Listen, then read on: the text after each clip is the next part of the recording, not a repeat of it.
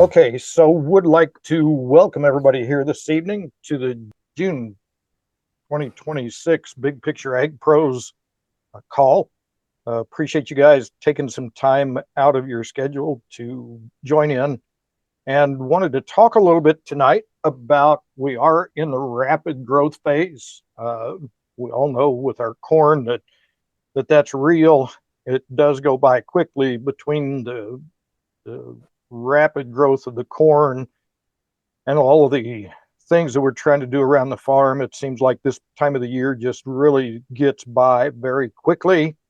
So kind of wanted to spend a few minutes tonight and talk about some of those things that might be going on in our uh, in our crops and in what we might be looking at coming up. So,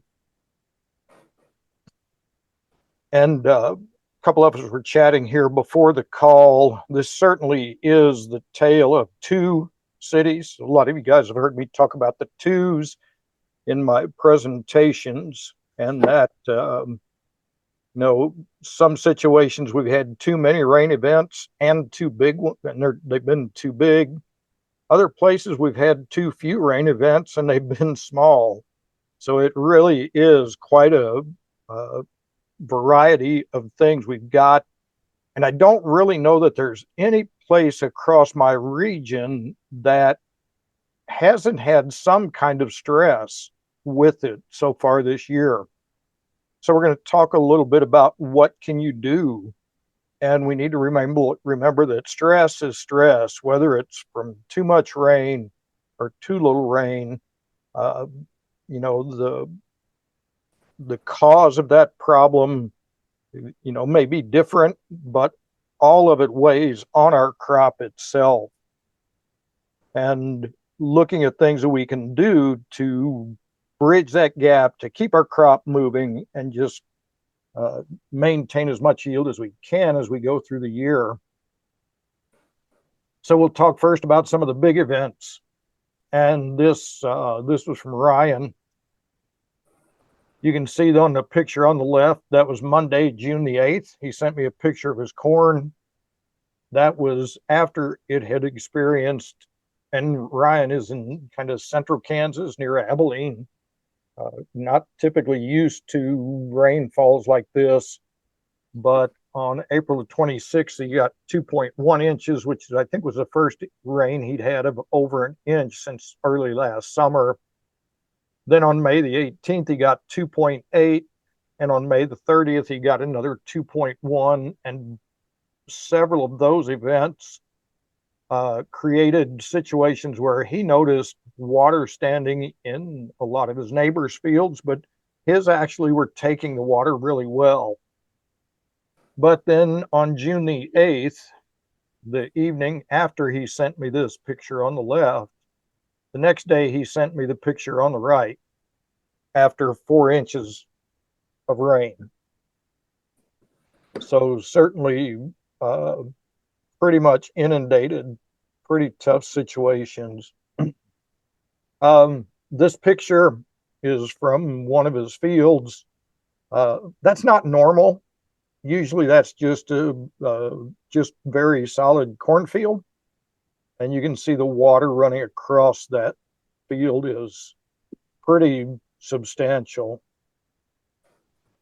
And it's not that there's that much elevation change in the field. It's just the water was that deep.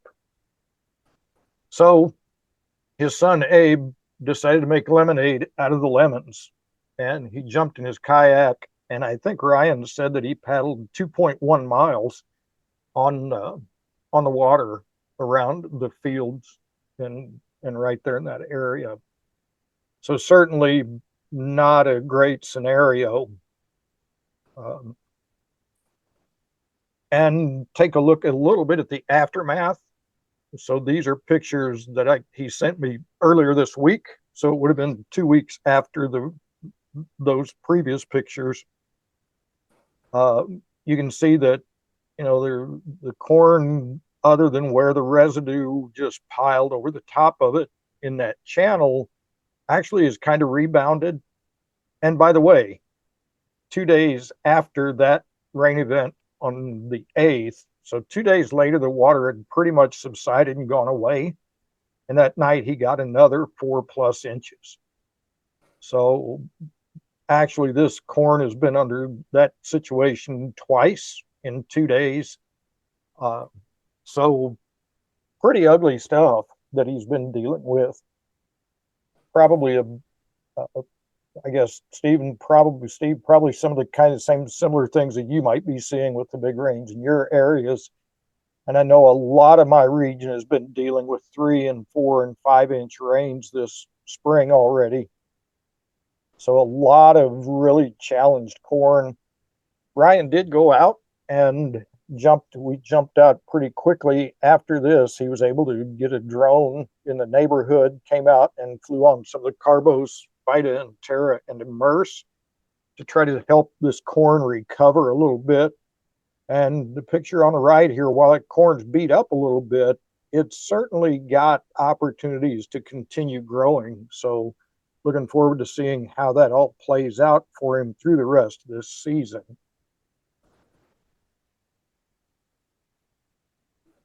And then we talk about the non-events, areas. I haven't checked with everybody, but I know some areas have received less than an inch of moisture in the past 30 days. One of the fields that I track, out of that inch, he's had no more than 2/10 of an inch at any one time. And I was through that area about 2 weeks ago. And while the guys we were working with, their crops were taking it pretty well. And at that time, the temperatures in central Iowa were actually in the mid 90s a couple days. Some of the other corn on the neighbors, places where guys had got in a hurry to get in the fields, created some compaction. Their corn was suffering quite a bit already at that point. And here we are 2 weeks down the road, no more rain. The corn's continuing to try to grow, and the forecast is not calling for any rain over the next 2 weeks again. So, it certainly is just way too many things going on around the country. I don't know that there's really any garden spots from anything that I've seen. So, when we talk about what solution we might look at to address either of those situations, as I mentioned, we look at the carbos, the Vita and Terra, and Immerse just as kind of a stress package.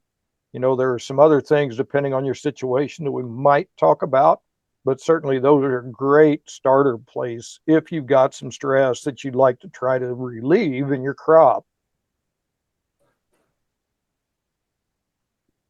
So let's talk a little bit about in those places where we've lost some of our nitrogen or had those big rains, have we lost some of the nitrogen that we may have put out, especially if we put it out early, and depending on the source, how big those rains are.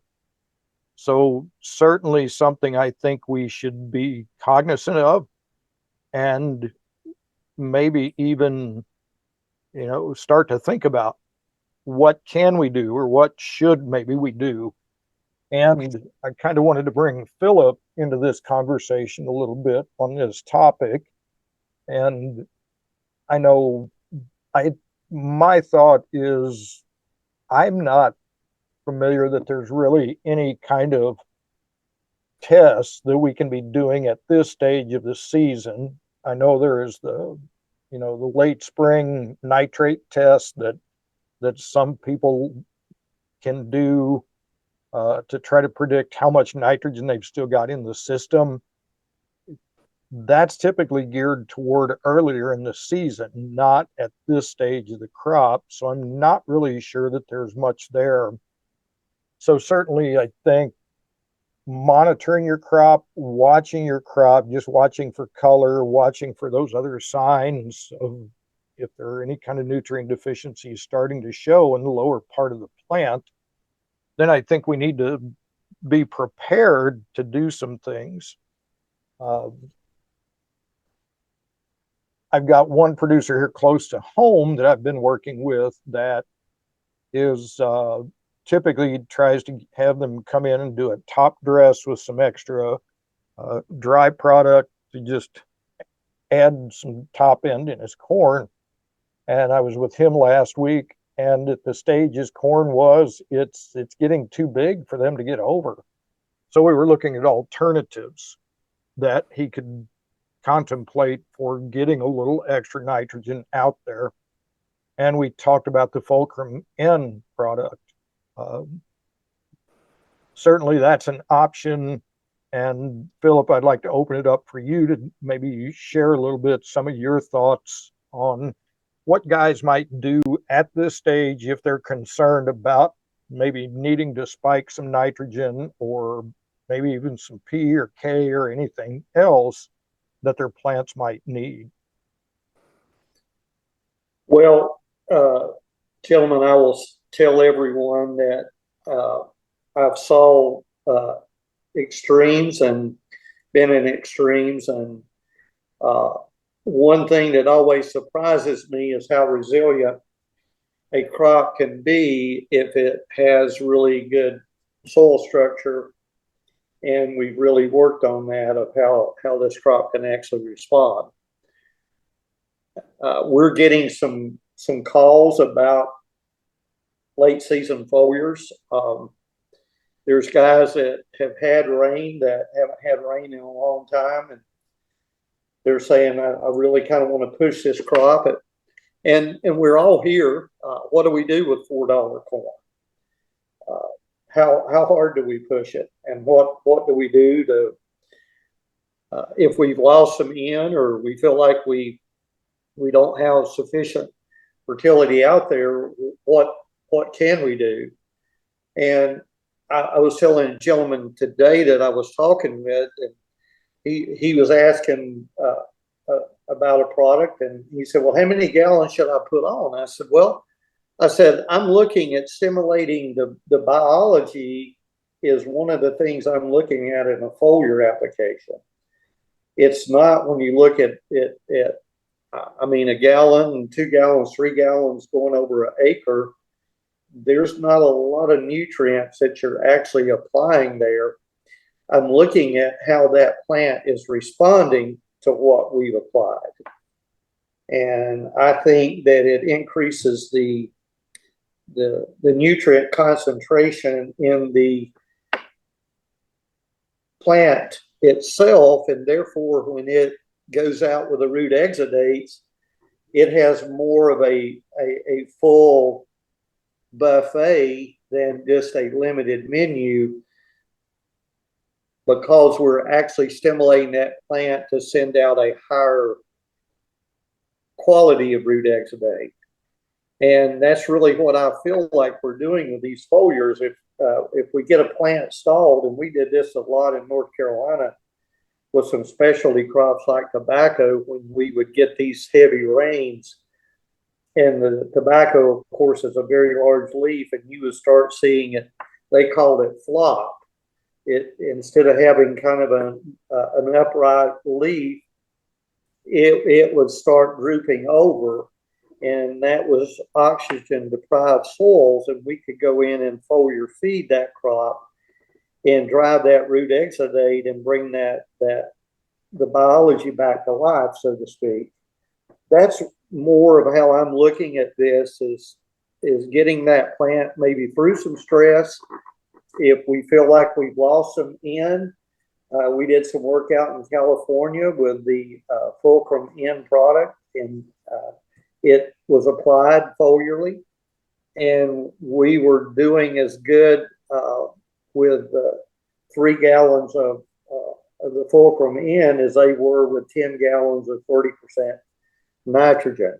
Now, they were monitoring their saps and really concentrating on the sap and looking at how the plant was responding.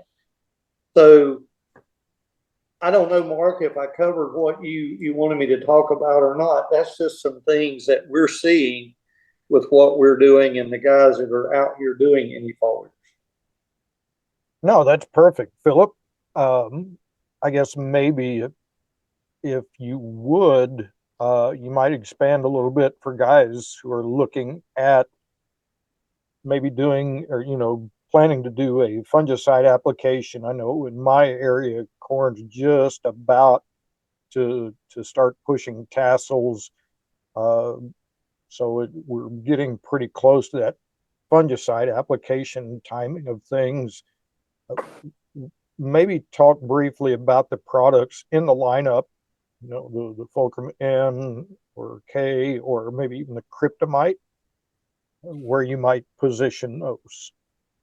Well, I had a guy call me today on kryptonite, and it's Tuesday. He called me. I just walked into my apartment. It was 5:30, and he called me and said, "Yeah, I've heard about your kryptonite. Tell me a little bit about it."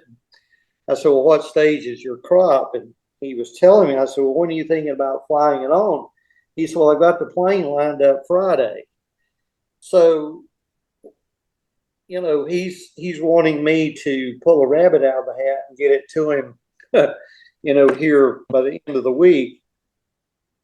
I really like some type of nutrient when I'm going into grain field, and we've had some guys at this V10, when they're putting on the Instago, run a gallon of the Fulcrum N with it.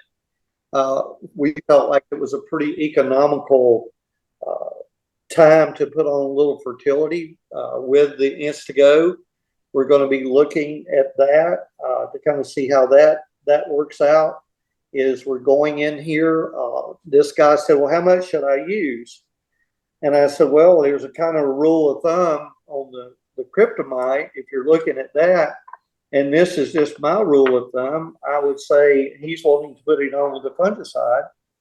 I said I would do for every like 125 to 150 bushels of yield potential, I would run it somewhere in that neighborhood of a gallon to each 125 to 150 bushels." I said, "You'll have to be determining that." Well, this guy's in the yield contest, and he said, "Well, what if I wanted to run more?" I said, "Well, that's going to be your dime."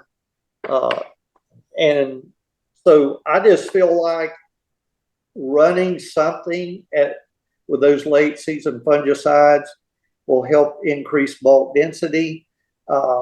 That could be if you have your Fulcrum N already on hand at your farm.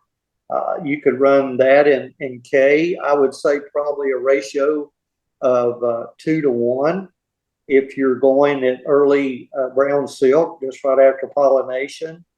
If I was going later on with a late fungicide application, I would probably switch that ratio around and do a 1 a Fulcrum N to a 2 ratio of the K product.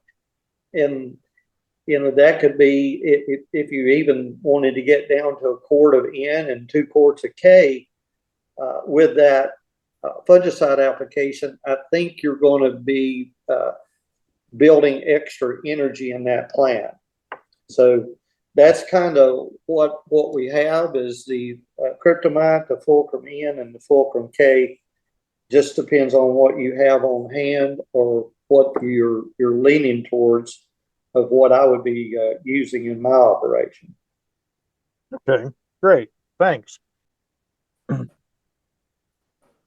So let's talk a little bit about what's up next. And I think the big thing probably on everybody's mind here pretty quickly, we talked about fungicides for the disease protection in our plants.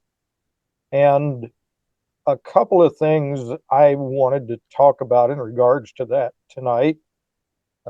On the left-hand side here, you can see I've listed a few of the concerning ones that are on most people's minds. Obviously, tar spot, southern rust after last year is a huge concern for a lot of folks. Gray leaf spot, with all of the rain that we've had so far this year across a lot of my area, I think we've certainly got the opportunity for some stalk rots to be getting started in our plants. That's something I think we should all be, when we're out doing our scouting, we should be splitting some plants and looking in that down in that crown to see if we're seeing anything developing down there so that we can be prepared for it. I don't know that there's a whole lot we can do to stop it at this stage if it's there, but certainly being aware of it would be good. When we move to the soybean side, obviously sudden death, white mold. Are there any others? And I guess maybe I'd open it up. Are any of you guys seeing any diseases showing up in your crops yet? We got tar spot pretty close, if not in our area. Okay.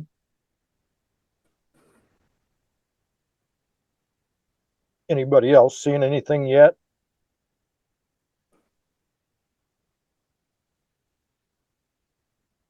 Okay. So when we talk about, what we do, our best management practices for this, I think one of the things that's really important for us to understand the diseases that threaten your crop.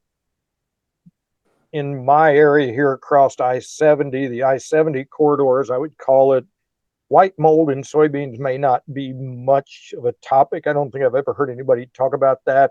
I didn't list it, but there's certainly in parts of Illinois and coming into Missouri, the red crown rot, I think it is in soybeans, has started to rear its head. Understanding when those diseases infect our crop versus when they affect our crop is really important. White mold actually infects our crop somewhere in that R1 to R3 stage, early in that plant's life when it's just starting to bloom. So if you feel like you're in danger of some white mold challenges, which ironically, a lot of the guys across my northern region where white mold can be more of a challenge, right now you're kind of on the dry side of things. So you may be at less risk currently for white mold just because of the climate conditions. Rob, you mentioned tar spot is showing up, and we'll kind of look at that here in a couple of minutes as well. But understanding how your diseases work when they affect your plant is an important step to be aware of. And then as far as what other solutions are, regular scouting, being in your fields, keeping an eye out for those things, seeing what's happening in your crop for yourself. Connect with your local agronomists or crop scouts if you've got people around who are out in the fields consistently. Try to make that association and talking around, keep your ear to the ground and see if anybody's seeing diseases starting to show up in their crop. Obviously is important. The crop protection network, we're going to jump into that here in a minute, as well as the crop risk tool website. We're going to kind of jump in and look at those together. And then the other extended step in that, while the two things you just spoke of there are kind of generalized in some things that they can offer, having your own weather station on your farm, and some of them today are incorporating disease models that can help you identify when conditions are right as far as the climate for your diseases to proliferate and start to give you challenges. And while we may not be able to do that for every disease, there certainly are some that we can utilize this kind of a tool to see when do we have temperatures or humidity levels or moisture levels, leaf wetness times that are things that the crop can be challenged with.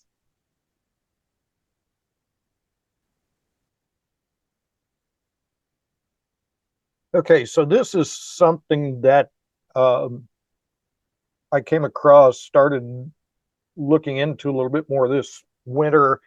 It's called the Crop Protection Network. It's a product of some of the land grant universities combining the things that they do. And I'm trying to engage with this a little bit more and track some things. I think it can certainly be a tool to help keep us on top of some things. There's a lot of information in here. As you scroll across, you can see there's a lot of things here. When we go over here to the tools, one of the things I'm kind of looking at a little bit is what's called here the Crop Lookout Interactive Map. So we'll click on that, and it gives a little explanation of what that is. And we'll click on going to it.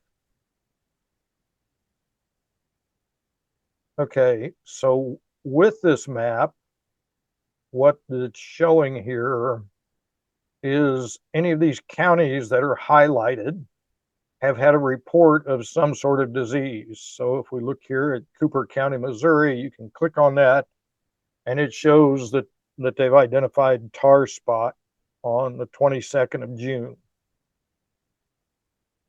And Rob, you mentioned tar spot in your area, I think. Yeah, there they had one in Calhoun County, Iowa. So you can click on individual counties with this. The other thing you can do is you can come over here to the left, and if you click on tar spot, it will show you, it will highlight which counties they've had tar spot reports of. So yeah, Rob, I would say you're probably, it's certainly in your area.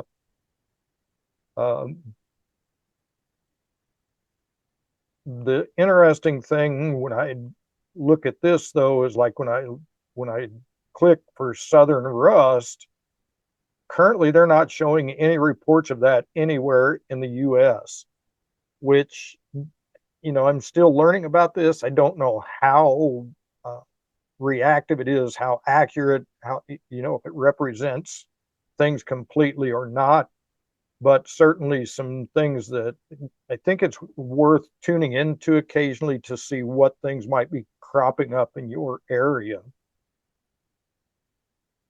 So that's, and if you want, you can also come down here to this section, and you can work your way through. You can highlight. They've got a lot of different diseases here, even insects and different things. So, you know, you can click on any of these and it will give you any reports of what's going on with that in the country if they've had reports of it. So I would encourage you to take a look at that and maybe jump into that a little bit from time to time. They do have other things in here. They've got like a fungicide ROI calculator, fungicide efficacy tools. I mean, quite a few things here that might be of benefit to you to jump into. One of the things that I found today was in this section, it has, it was under resources and maps. You can scroll down through and they've got a whole lot of different things here. So one of the things I looked at was like southern rust, and I found this to be interesting. So when we click on that, it gives us kind of when it becomes a concern for us.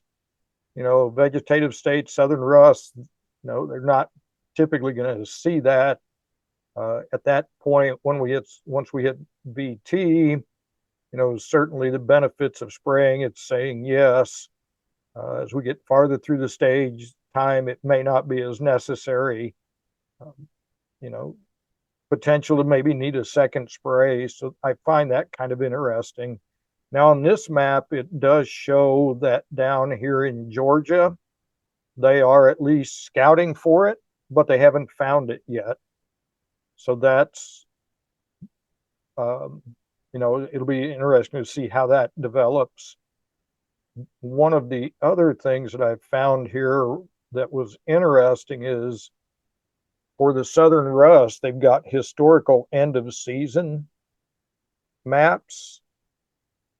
So if we look at, let's go back to 2022. And you can see that's all of the places from 2022 at the end of the season that they had any confirmed reports of southern rust.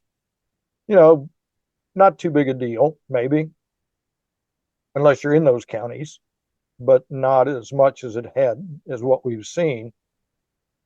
2023, looks pretty similar. But let's look at 2025. That one looks a little bit different. And we can see the proliferation of just how it exploded last year and the impact that it had. And a lot of us felt that. So, again, to me, this is a tool that we should be utilizing just to be aware of, are there things in my area that maybe I could, should be on the watch for.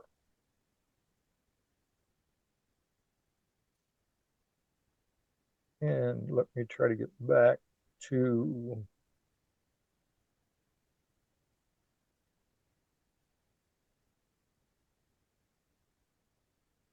okay.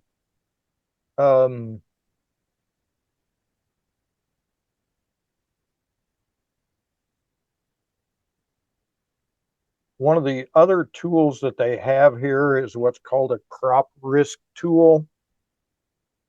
And you can find that here under the tools section as well. We're probably all aware that for disease to create a problem for us, you have to have a host plant. There's three things you need: a host plant, the pathogen to be present, and the right weather conditions, temperature and humidity. And that's where this comes into play, is trying to identify when you might have those conditions to be more aware of. So if you click on here at the tools, go to the crop risk tool, and then go to the access of that. So what I did is I've been in here and I've populated a couple of the guys that I work with. So one is David Ebers down in Wellston, Oklahoma.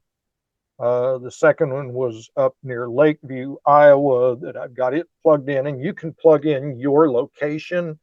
You can pick actual fields almost with this, where it will monitor those. And then I've got one here with a client that's just a little bit north of Kansas City.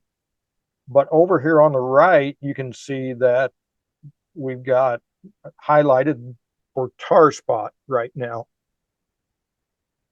And here it gives you just a little bit of information on tar spot. It says, corn is susceptible to it from V10 to R3.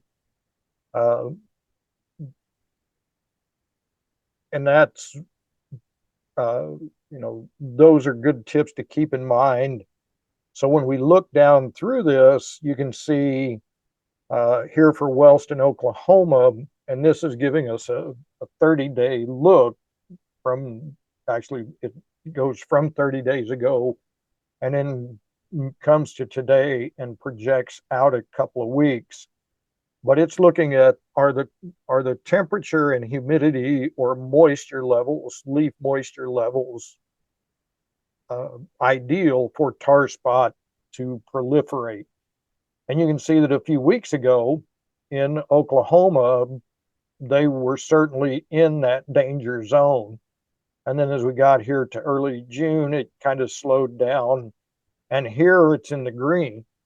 One of the reasons I think for that is when you research tar spot, it actually is ideal climate is certain leaf wetness timeframes, but also temperatures in that 60 to about 75 degrees. Once it gets above 75 degrees, tar spot does not spread and proliferate as much. And I think that's why you're seeing here in Oklahoma less chances for tar spot to be giving them a problem. When we move up to Lakeview, Iowa, though, cooler temperatures still. Right now, we're still kind of in that danger zone. Obviously, the other thing, it talked about from V10 on, so you have to look at, is my corn in that stage where it's susceptible? The thing that I'm still not sure of, while we're certainly at a time frame right now, as of today, where tar spot can grow when we get out of here a little over a week into the next time frame, when the temperatures warm up, even in Iowa, is that going to be less of a problem? Is it going to spread? Will it be much of a challenge? That's something I'm not positive of yet. I think it's something that we have to look into a little bit more. But again, here near home, you can see that our danger is getting less, and now that we're getting kind of into hotter temperatures as well, and drier climate, that tar spot is not as much of a challenge. But you can also, you can click on this. It's got gray leaf spot, white mold in soybeans. We can look at that. Wellston, Oklahoma, not much threat of it at all. Lakeview, as of now, there's not a whole lot of threat. And I would venture to say that that's because there's not a lot of moisture in your all's climate. But there's also, with it, there is an option. You can click on it irrigated. And if you've got 30 or 15-inch row spacing, because those are all situations that can change how much of a threat that the white mold is. So anyway, I thought that was kind of interesting. There's a lot of things in here. If you want to learn more about the diseases in particular, they've got information about that. So I guess I would just encourage you guys to think about this, maybe plug it into your bookmarks. I know for myself, I've got it up here in my bookmarks where I can jump to it really quickly. And again, I think it's a tool to help keep us aware of, are there things that are showing up in my region that I need to be on the lookout for? And from that stage, then obviously we can start making decisions when it's time to be spraying a fungicide, or whether it's going to be a fungicide or whether it's going to be a product like Instago. And I guess, Philip, I would maybe invite you to step back in and speak a little bit about Instago. And I know you do like getting it on early, and it's important to realize it's not as much of a curative as it is a preventative. But I think for guys last year, where we had the southern rust hit pretty early, this year a lot of the crops still seem pretty clean. So even some of these applications closer to tassel time, I think with Instago is an option. Would you like to speak to that a second? Yeah, I will, Mark. And one of the things I think we're finding as we learn more and more about soil biology, if we've got a really good balance there, I think we're going to have less of these diseases that are going to be affecting us.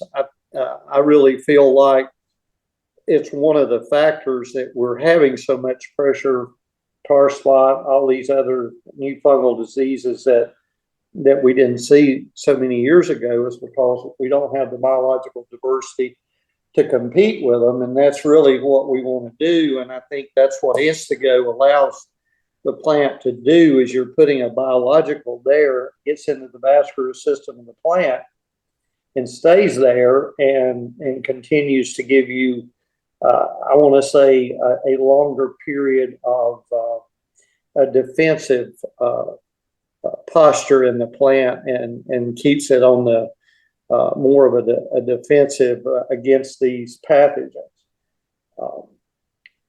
I'm liking, I don't know everything about it yet. I do like what I see. We're seeing some phenomenal things where we're putting it in the seed trench on beans, and how healthy that plant is. And I'm excited about that. I have a lot of guys running it in furrow this time around because of looking at some of these other fungicides and in using them, they may be getting a response on the crop itself, but it's very detrimental to your mycorrhiza fungi which it starts pollinating on the root system early and bringing in this much needed phosphorus. So I'm liking it. I'm seeing more about it and more positive things about it. I like it early, and I just tell guys, I said, if you want to go with a knockoff generic fungicide late season, is your cleanup, go. That's great. You know, you can put on a $5 fungicide there late season and clean it up. I'm all right with that. I just, during that critical growing phase of that plant, I do not want to slow down the plant in any way whatsoever. And even in that pre-pollination, I don't want to slow the plant down any. So I think we'll continue to find out more and more benefits that Instago is bringing us. It's just holding its own with any of these chemistries, even though it's a biological product, if we get it on at the right time. Mm-hmm. Very good. Thank you, Philip. Does anybody have any questions for Philip in regards to kind of this pathogen conversation, I guess?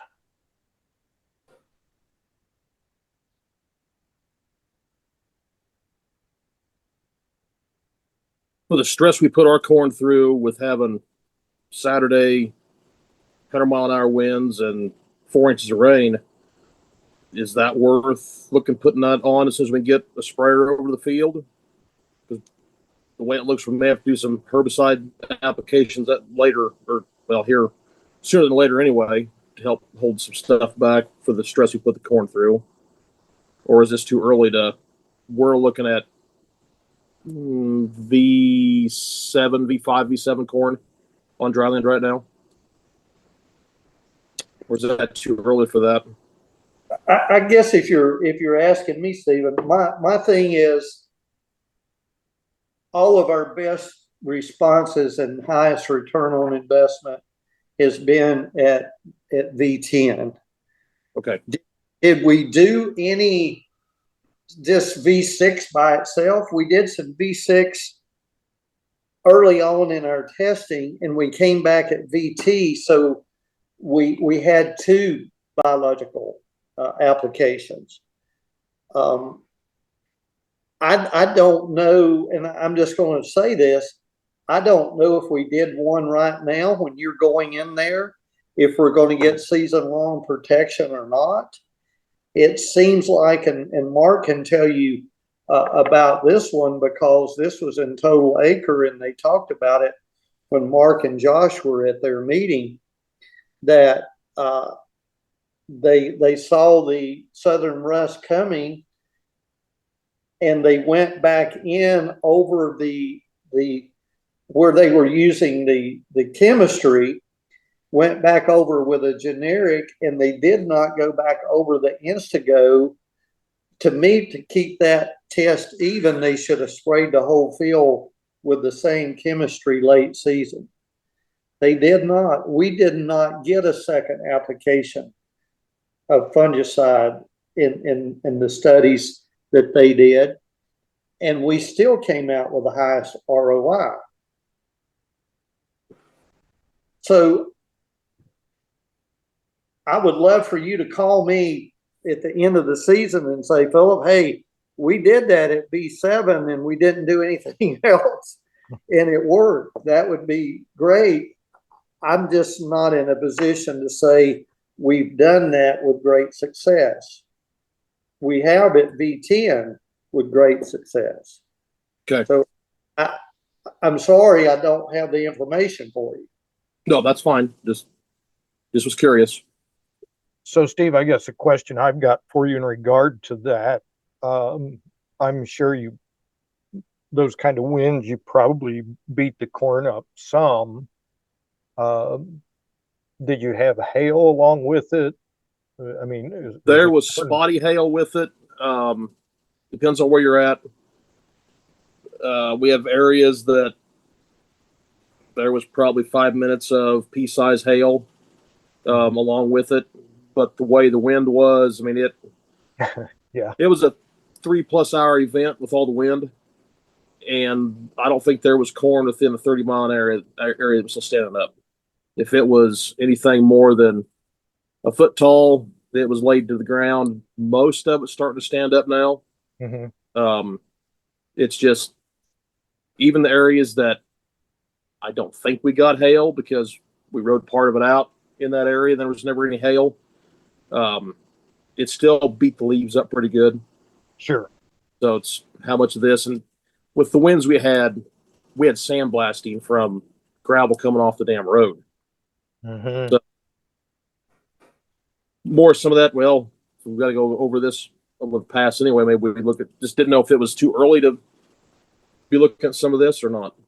So yeah, I guess to throw my 2 cents worth in on it. I think to help rejuvenate that plant, get it back to growing, try to help it overcome the stress that it went through. The Carbos, Vita and Terra and Immerse would be a good package. At the very least, that's about $12 an acre for those 3 products. And I think that would help get your crop back on its feet really well. In regards to what challenges those open wounds on the plant are creating for potential pathogen entry, certainly there's that potential. Where Instago fits in on that, I think, is kind of where Philip's at this stage. We don't have any firsthand experience with it. Right. But I would think it would provide some benefit. How long that benefit carries you through the season, I think, is the other question that we don't have an answer for. But certainly, I think it might be worth at least getting some of those products out there as soon as you can, even if it's just trial basis, to see how quickly what we can do for it. Right. Kind of like what we showed at Ryan. Ground rig over the ground. Get in without tearing too much stuff up. Because we have rain chances every day until Saturday, and we go from rain chances to 90. Well, we're in the upper 90s over the weekend. Yeah. Well, and that's the thing. I mean, any of these things are going to help your plant even through that. I mean, because it's going to go from the stress of being beat up to the stress of being hot. Right. So I would certainly think that any of this part of the packages would have potential to benefit you. And like, I think Ryan literally was out. He found somebody with a drone, and they sprayed a couple 100 acres of some of his most affected crop just as soon as the water went off of it that second time. So, any other thoughts or questions from anybody else this evening?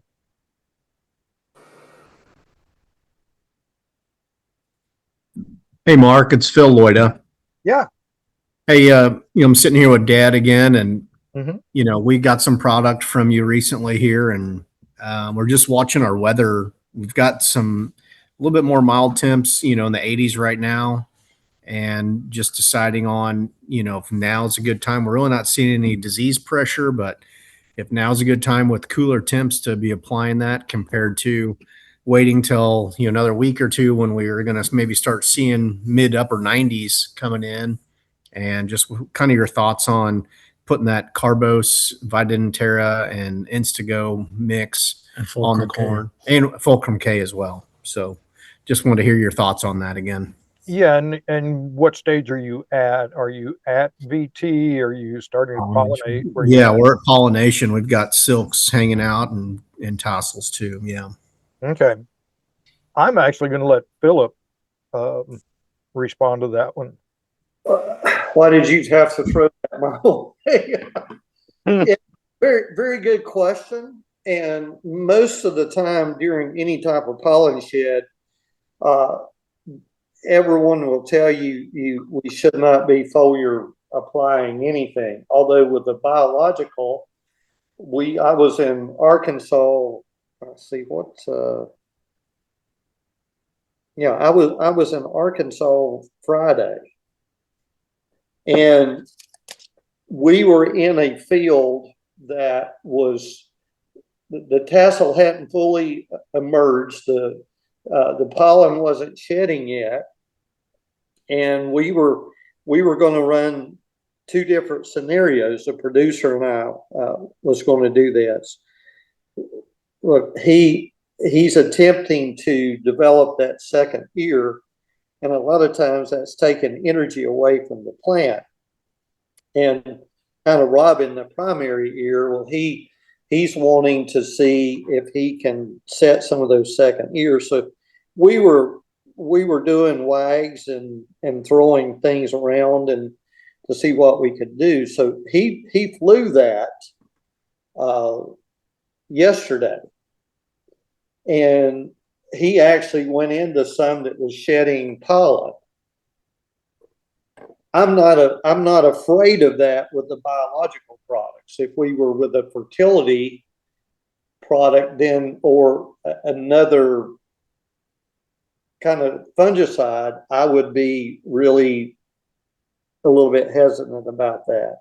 If you're there close to that window, I wouldn't hesitate. I'm like you guys.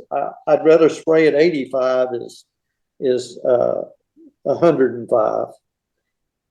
So your plant's just going to respond to it better. So with the Fulcrum K being in the mix, Philip, does that affect your thoughts? So how much of that you're going to put out? Just about a gallon. About a gallon, yeah. No, it's not going to spin you around there because there's not enough. Nitrogen's the main culprit in that pollen shed time. So you don't have enough in the Fulcrum K to be concerned about. Okay. So then it'd be okay to go ahead and do an application here, maybe before the weekend. I would, rather than hit those 95 plus temperatures. Okay, sounds good. Good question. Anybody else? What else is on anybody's mind? But one question we have also is what's the rain fastness on biologicals and Fulcrum K and things, Instago, Carbos? Is there any fear of losing it for rain? I mean, it's going to get to the soil. So Yeah, I always tell people if you get it on and you can turn the pivot on in 30 minutes. If my guys are irrigating, so we get good responses with it, because if you got your Carbos, Vita, and Terra in there with it, you've got two catalysts that move it into the plant. So you're going to be good. Okay. great. So we can go right after rain, no problem. Yes, sir.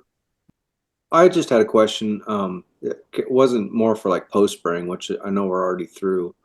We've been trying to do, put some micros and some of that in with our sprays. And I'm sorry if you've already covered this, but having a little trouble with kill. And I know that Philip said it'd be great if you could do this spray and then come back with your nutrients, and that's really hard for us to do. I was just wondering if there's any other things that you guys have been doing to or just taking it out or what.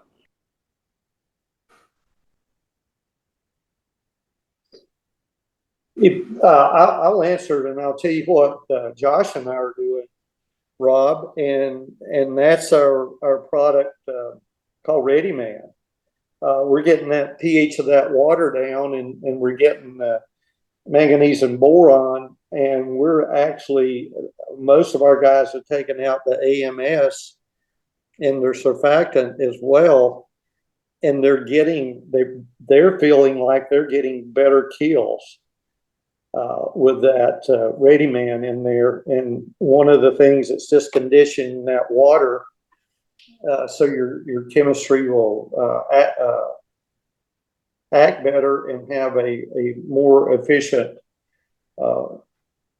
uptake into the plant.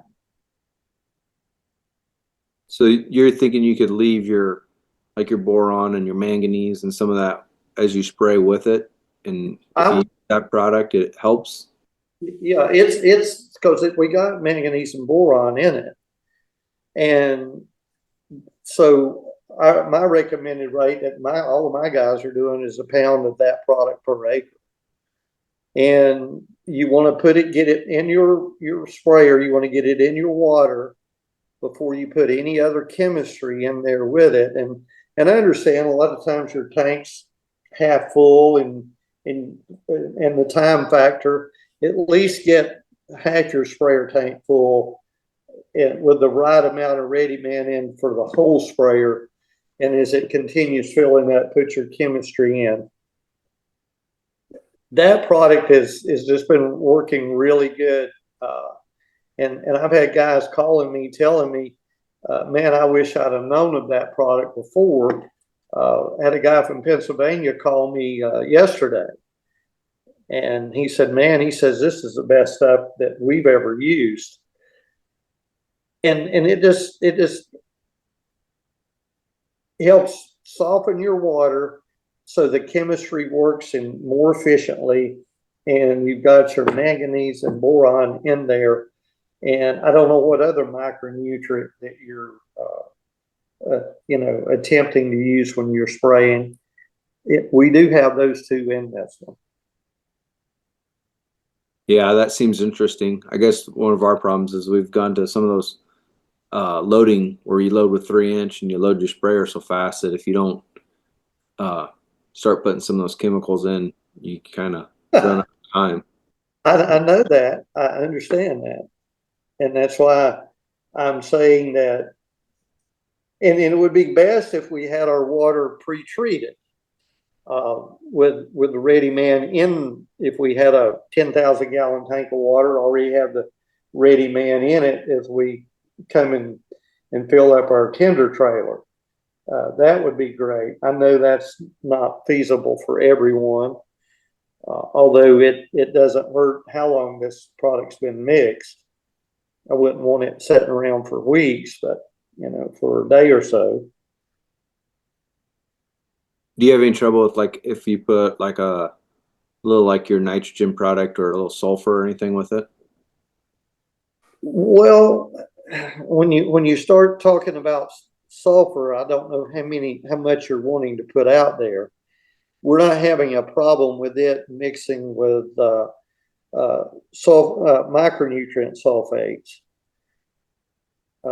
I mean, if you're looking at putting KTS with it or something like that, or ammonium thiosulfate, there could be some issues.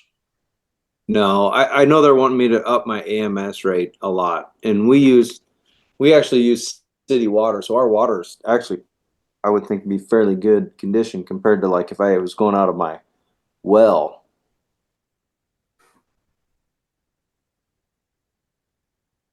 You might be surprised. That could be something that you could look at. How much more chemistry do you have to apply? We'll have to go over all our beans again with Liberty. Yeah, a lot less flashing with the Ready Man and the Liberty. You'll see that. Yeah, that's interesting because I mean, if you don't have to put your boron and your manganese in, that saves you time on mixing as well. But they want us to increase our rate of AMS. You don't think you would need it with that product? I have guys that have taken it out, Rob. That's. I mean, I'm not a chemistry guy. They've just eliminated putting in the AMS, and so we don't need it anymore. Appreciate you guys all joining. Philip, thank you for spending some time this evening. You guys for letting me be with you. It was a pleasure. So with that, we're going to put a wrap on the June 2026 Big Picture Ag Pros call, and we'll look forward to talking to everybody soon. Would encourage you, if you get a chance, tune in to the Read Your Crop Story series that I put out every couple weeks as we get out into the fields and look at some of the things we look at in there. And don't forget to like and follow and share the things that we do, because it's open to anybody. So with that, we'll say good evening.